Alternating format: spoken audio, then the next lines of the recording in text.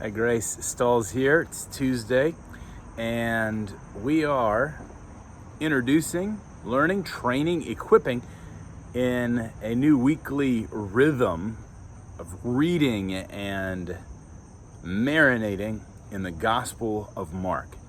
And so, if you have one of these, the little booklet, you know that rhythm starts off with Mondays. We're encouraging you simply to read the text that we're going to preach on the following Sunday.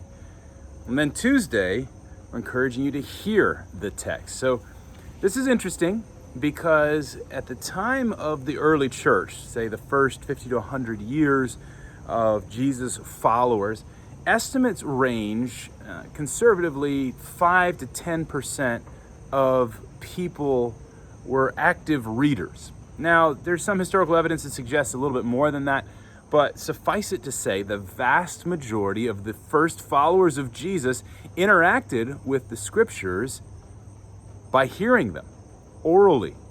In fact, you even catch a little glimpse of this in Colossians 4. At the end of that letter, Paul says, when you guys are done reading this, make sure it is also read in the city of Laodicea. Now, reading the scripture aloud, listening to the scriptures read aloud, that's not something that most of us regularly practice. But I do remember years ago listening to a conference speaker share, and she said when she listens to preachers, she always listens to the way they read the scripture aloud in their sermons, because the way they read it reflects the way that they honor and cherish it. Actually, for me, when I'm preaching, one of the things that is really important to me is that when we read the text out loud, it is lively and good. So, this week's scripture is Mark chapter 1, verse 40, starting with the story of the leper, through chapter 2, verse 17. In that little booklet you can see, that's the text we're reading. So you could hear it several different ways. We encourage you, if you want to read it aloud to your spouse, your roommate, a loved one, your kids, or they can read it aloud to you, but just hear the text out loud. Something else happens when it comes in through our ears.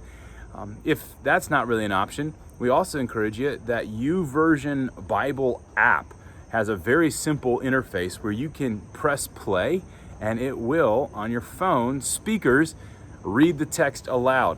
And I know I often will listen to the ESV, English Standard Version translation, has that audio.